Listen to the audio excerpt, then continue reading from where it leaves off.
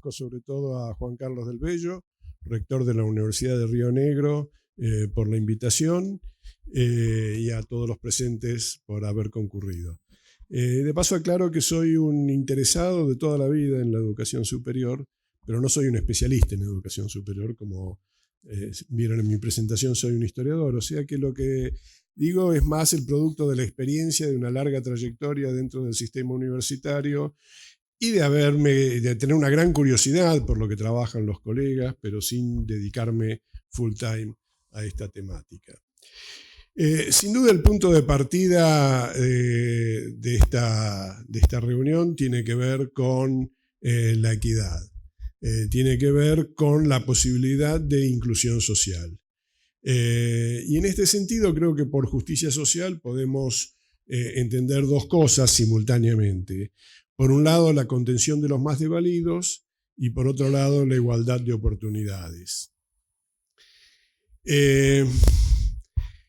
Para el conjunto de la comunidad,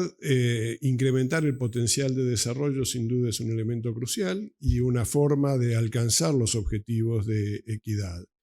Y estamos de acuerdo en que poner la educación superior al alcance de todo el mundo, de todos los que tienen vocación y capacidad para desarrollar esos estudios, es un objetivo altamente deseable. Y lo es no solo porque es un objetivo que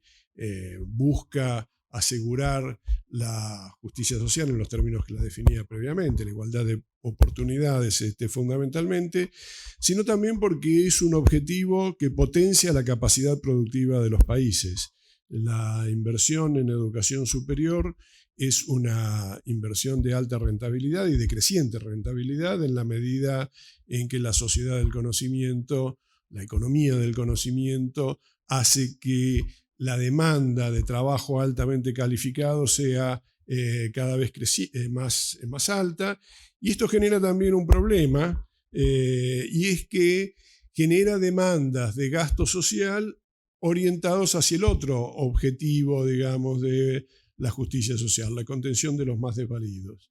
Y el Estado debe intervenir en ambos planos, y esos planos no son necesariamente complementarios en todos los casos. Muchas veces la inversión que se realiza, o mejor dicho, los montos que se dedican al gasto, digamos, en educación superior, etcétera, compiten con los que se pueden dedicar a planes sociales u otro tipo de gastos públicos. Y esto nos plantea entonces el problema de que si bien la financiación de la educación superior es altamente rentable, la gran pregunta es cuál es el origen, cuál debe ser el óptimo origen de esos fondos, o sea, cómo se distribuyen los costos de la educación.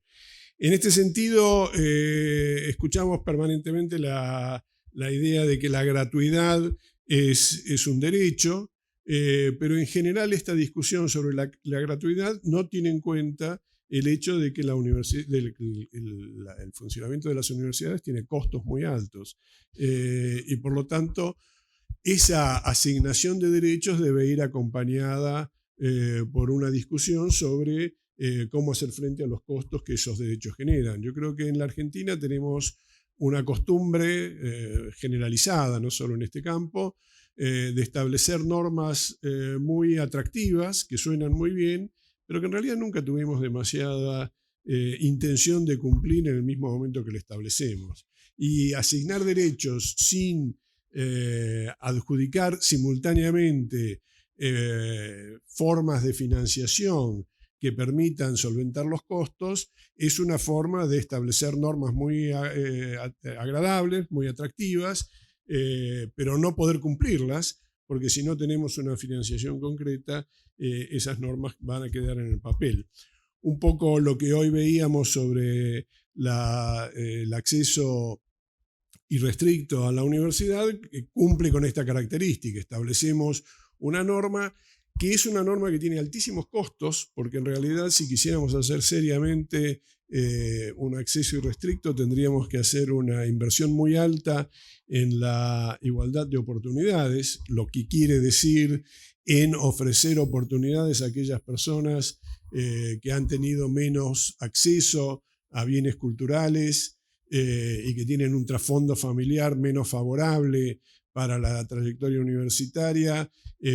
ofrecerles la oportunidad para recuperar el terreno perdido previamente, y eso es muy caro, porque implica, digamos, un esfuerzo muy grande por parte de las universidades en la estructuración de sistemas personalizados de recuperación, digamos, desarrollo, digamos, de las capacidades de las personas que tienen estas limitaciones, y nosotros resulta mucho más fácil establecer una norma que dice ingreso irrestricto sin preocuparse si eso efectivamente es efectivo. Y los números que veíamos a la mañana con Ana García, reflejan precisamente esas dificultades. Así que estamos en un mundo en que la tendencia es a que los gastos sociales se incrementen fuertemente. Esos gastos sociales deben atender, como decía, los problemas generados por los cambios de los mercados de trabajo, que por un lado implican una fuerte demanda de educación, digamos, de recursos humanos con mayor educación, y por otro lado limitan también los mercados de trabajo para las personas con menos preparación, lo cual implica la necesidad de hacer frente a un gasto social que contenga a estas personas o incluso a generar empleo, muchas veces sin que ese empleo sea de alta productividad y que tiene que ser protegido por el Estado para evitar los problemas de desempleo. Por lo tanto, tenemos esta competencia en el financiamiento estatal, y esto nos plantea un problema que ha sido discutido largamente, y es que evidentemente la inversión en educación superior no es necesariamente una inversión progresiva desde el punto de vista social. En buena medida el Estado está financiando la educación de personas que tienen recursos medios o altos. Digamos, la cifra quizás más contundente en este sentido es la enorme cantidad de estudiantes universitarios en la educación pública que han atravesado la escuela media en instituciones pagas. Por lo tanto, el problema la cuestión que se plantea es si es socialmente justo financiar esta educación para sectores que tienen la posibilidad de hacer frente a esos costos, sin dejar de tener en cuenta lo que decía Juan Carlos esta mañana, y es que eso choca con una tradición, con una cultura que se ha ido desarrollando en la Argentina, que hace que el arancelamiento de las universidades encuentre una enorme resistencia. El otro problema que tenemos, esto en realidad para entenderlo adecuadamente deberíamos cruzarlo con otras de las variables de la estructura universitaria argentina, que tiene que ver con un modelo universitario que no ha sido diseñado por nadie, sino que se ha ido desarrollando respondiendo a distintos problemas en distintas coyunturas. Esta mañana escuchábamos algunas de estas respuestas, pero que en general no respondieron a ningún programa ni ninguna idea sobre cuál debía ser la estructura de la educación superior en la Argentina. Y el resultado es que el modelo profesionalista que predominaba en buena parte del mundo en el siglo XIX, por supuesto también estaba presente en la Argentina, se ha mantenido y se ha prolongado en la Argentina, mientras que en el resto del mundo ha habido una tendencia a modificar estos modelos universitarios. Esta deriva, diría yo, del sistema universitario que ha evolucionado en un sentido no programado por nadie, ha ido generando una cultura universitaria que es muy difícil de revertir y que tiene una influencia muy decisiva sobre los mecanismos de financiación y las consecuencias que tendría la implementación de distintas alternativas de financiación del sistema universitario. En este sentido, a ver, un punto importante para tener en cuenta respecto de esto es el hecho de que nunca nuestra universidad logró desarrollar adecuadamente la integración entre el proceso de creación de conocimiento y su expansión, digamos, entre los estudiantes. Nunca fue una universidad de investigación y de hecho se han hecho distintas políticas complementarias para tratar de resolver el problema de la debilidad de nuestro sistema de investigación, que proviene del hecho de que en la universidad siempre la investigación ocupó un lugar relativamente marginal. Quizás el elemento, la expresión más acabada de esto es la limitada cantidad de profesores con dedicación exclusiva que tenemos en nuestra universidad, que en general son simétricamente al revés, digamos, de lo que ocurre en el resto del mundo. En la mayor parte de las universidades del mundo, incluso en nuestra región sudamericana, lo normal son los profesores con dedicación completa a la universidad, y lo excepcional son profesores con dedicación simple, que son una forma de complementar en áreas específicas determinada formación específica. Nosotros tenemos una universidad al revés. Ahora, esto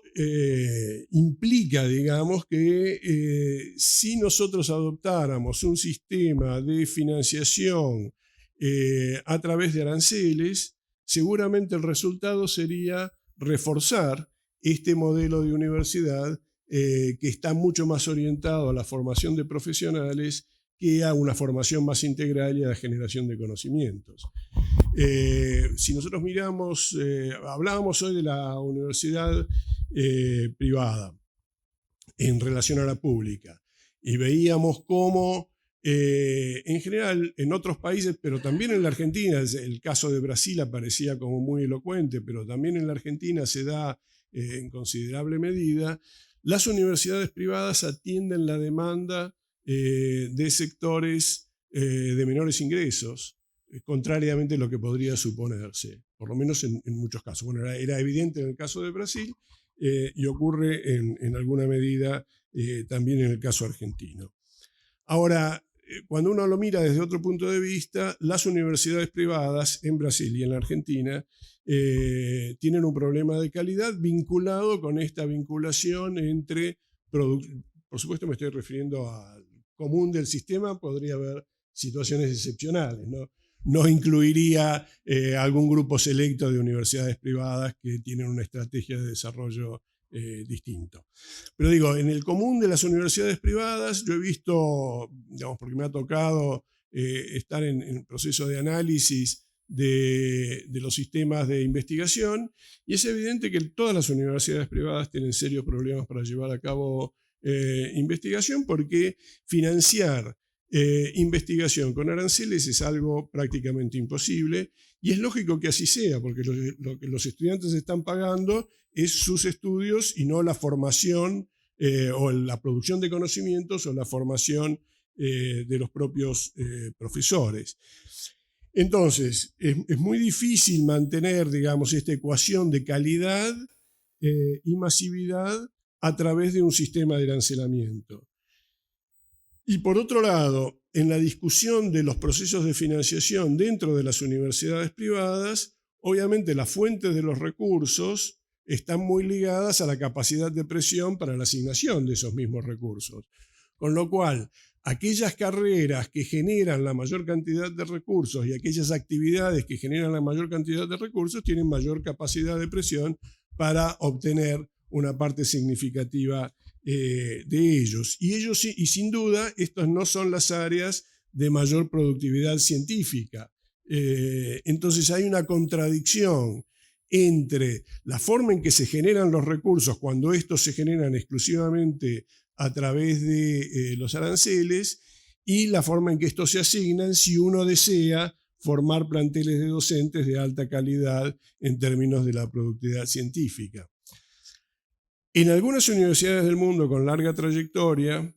que se financian solo parcialmente a través de aranceles, esta discusión está saldada por el prestigio que las universidades obtienen por el hecho de estar insertas en los niveles más altos de la producción científica. Pero esto sin duda no es generalizable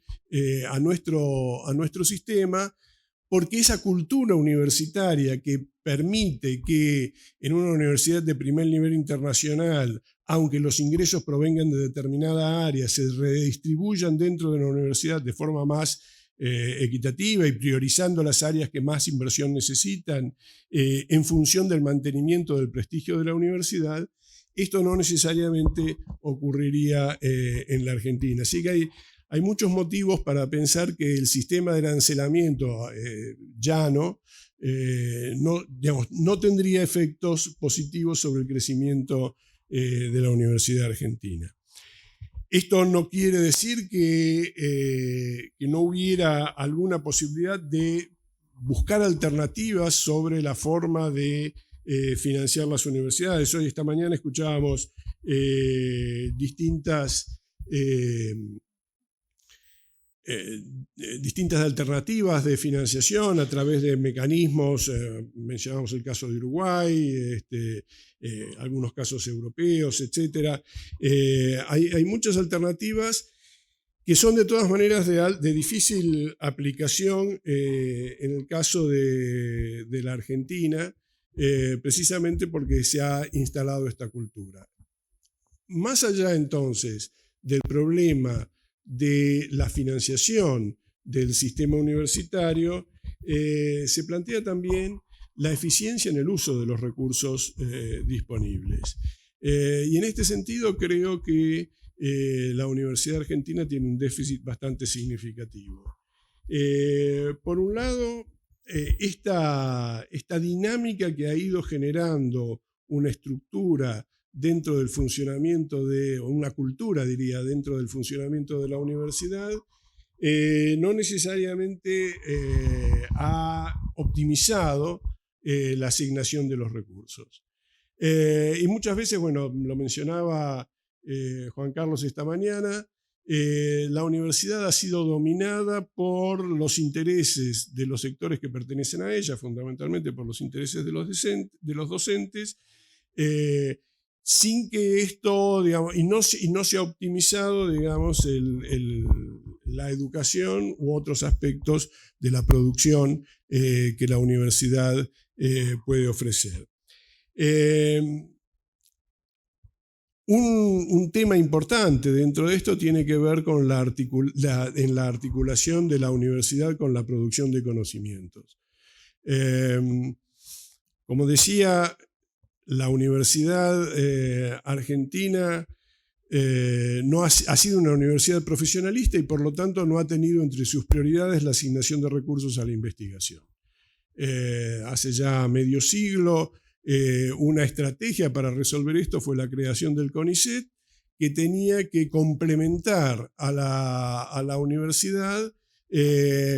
con recursos humanos que dentro de la universidad generaran actividades de investigación con un apoyo exterior a la universidad. Esto evolucionó así durante un tiempo, pero tiene el defecto que la universidad nunca asumió a la investigación como una parte central de su actividad. Y por lo tanto, la investigación aparecía como un elemento complementario que no ha estado entre las prioridades en la asignación de recursos. Frente a esto, una estrategia, y esto por supuesto se tradujo en una producción o en una capacidad relativamente débil de producción en investigación por parte de la Argentina en comparación con otros países con capacidades económicas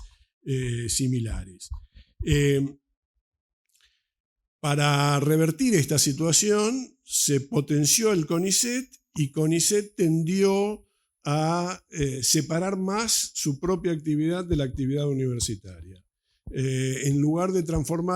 continuar, digamos, con su estrategia de una institución de apoyo a la investigación dentro de la universidad, tendió a transformarse cada vez más en una institución que realiza su propia actividad de investigación en coordinación con las universidades, pero en realidad relegando la participación universitaria a un lugar relativamente marginal.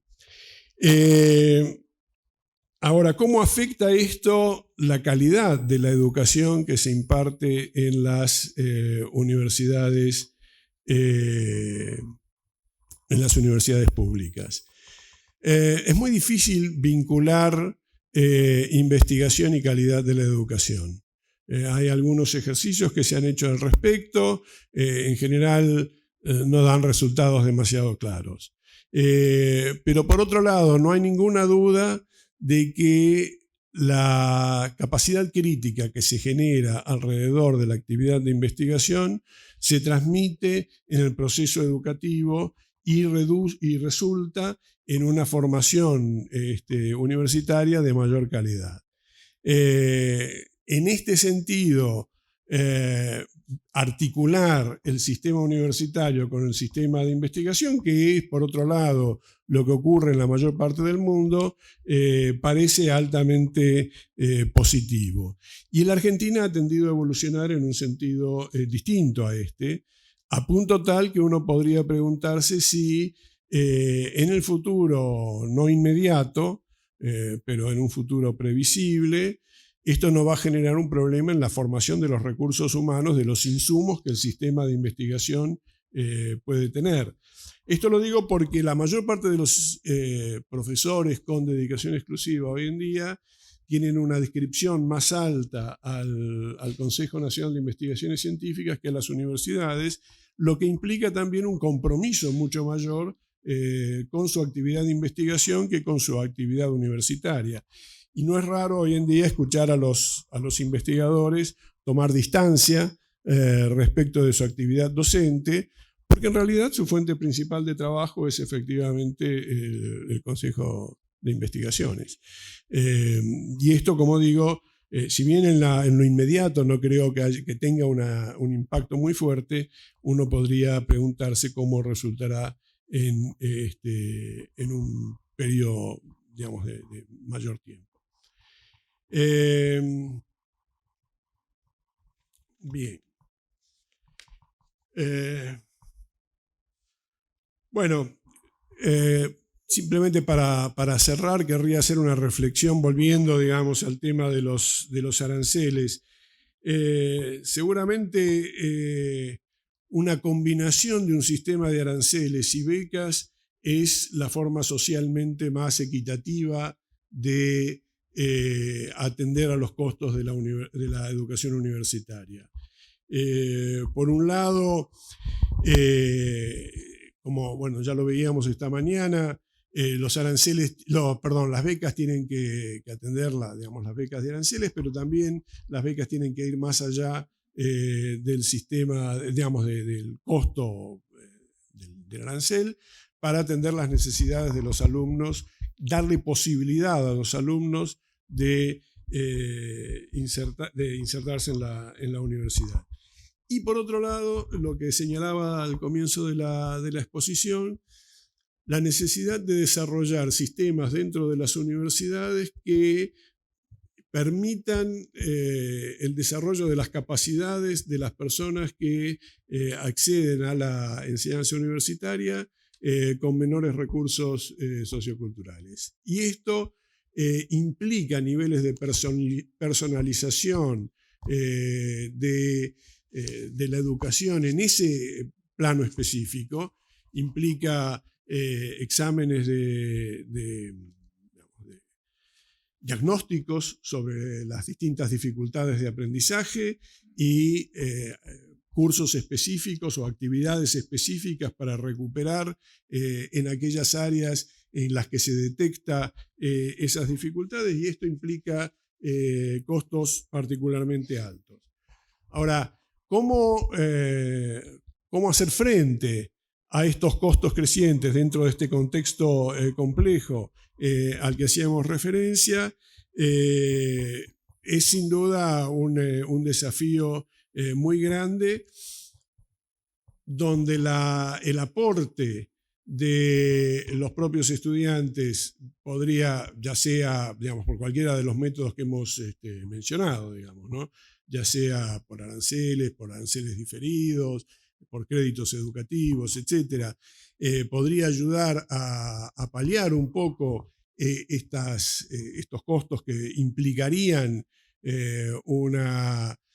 mayor equidad, pero, digamos, las dificultades para implementar este tipo de políticas son sin duda muy altas. Así que, bueno, creo que dentro de estas dificultades que desafían al sistema universitario argentino, deberemos tratar de pensar y discutir a ver si hay alguna alternativa para ir haciendo frente a estos problemas. Muchas gracias.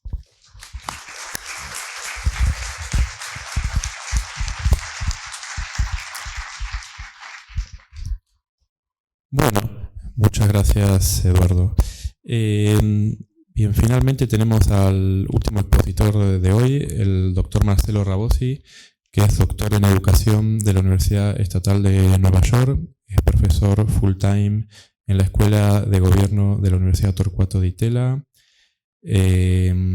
dicta cursos de economía de la educación, de administración y política comparada en educación superior. Es director también del área de educación de esa universidad. Publicó numerosos artículos en revistas.